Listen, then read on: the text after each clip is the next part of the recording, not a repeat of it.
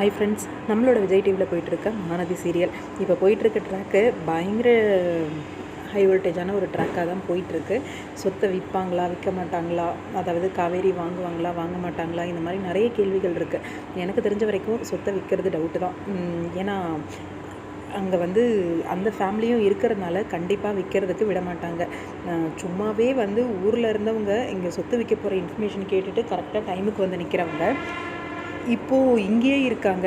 சொத்தை விற்கணும் அப்படின்னு ட்ரை பண்ணுறாங்க அப்படின்னா கண்டுக்காமல் விட்டுருவாங்களா? கண்டிப்பாக இந்த ரிஜிஸ்ட்ரேஷனை ஸ்டாப் பண்ண தான் பார்ப்பாங்க. இது ஒரு பக்கம் அப்படின்னா, ரிஜிஸ்ட்ரேஷன் ஸ்டாப் ஆகிட்டு இந்த ஃபேமிலி வந்து அதாவது காவேரி ஃபேமிலி எல்லாருமே சென்னை கிளம்பி வருவாங்க. இப்போது அந்த ஃபேமிலி என்ன பண்ண போகிறாங்க அப்படிங்கிற ஒரு பெரிய கேள்வி இருக்குது. ரீசெண்டாக சென்னை வந்த மாதிரி ஒரு சில அப்டேட்ஸ் எல்லாம் வந்திருக்கு இல்லையா? அதை பார்த்த உடனே எனக்கு ஒரு சந்தேகங்க. என்னென்னா, நம்ம விஜய் தங்கியிருந்தார் இல்லையா ஒரு ரூம், விஜய் காவேரி 2 பேரும் தங்கியிருந்தாங்க இல்லையா? அந்த ரூம் வந்து இப்போ காலியாக இருக்குது. தூரமாக இருந்தாங்க அப்படின்னா அந்தளவுக்கு எதுவும் பண்ண முடியாது. என்ன நடக்குது ஏது நடக்குது அப்படின்னு சொல்லி 2 ஃபேமிலிக்குள்ளவும் இப்போதைக்கு இந்த ஃபேமிலியை வச்சு தான் ஸ்டோரியை வந்து மூவ் பண்ணுற மாதிரி ஐடியா பண்ணியிருக்காங்க போல டீமு. அதனால் எனக்கு தெரிஞ்சு அப்கமிங் வந்து விஜயோட ரூமில் அந்த ஃபேமிலியை தங்க வைக்கிறதுக்கு வாய்ப்பு அதிகமாக இருக்குதுன்னு தோணுது.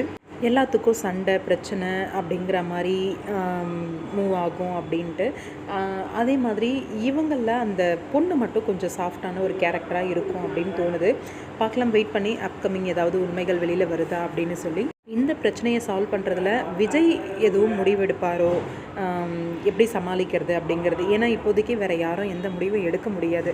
விஜய் தான் அங்கே வந்து எடுக்கிற இடத்துல இருக்கார். பார்க்கலாம், வெயிட் பண்ணி.